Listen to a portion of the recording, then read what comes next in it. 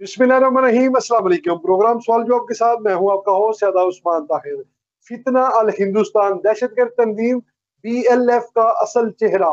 दहशतगर्द तंजीम BLF की जानिब से मई के हमलों पर जारी करदा इंफोग्राफिक कोई कामयाबी या कुव्वत का मुजाहरा नहीं, बल्कि दर हकीकत बलोच नस्लकुशी, बलोच दुश्मनी और भारतीय वफादारी का खुला इतराफ है। ये अदादोशुमार अपने भारतीय आकाओं को खुश करने की कोशिश है, जिन्हें खुश रखने के लिए BLF रहते बलोचों पर वार कर रही है। BLF बलोच अवाम की नुमाइंदा नहीं बल्कि दुश्मन है। ये तंजीम बलोच कौम की तरक्की, खुशहाली और अमन की राह में सबसे बड़ी रुकावट बन चुकी है। BLF के हमले न आज़ादी की जदोजहद है, न ही कौमी मफाद के लिए।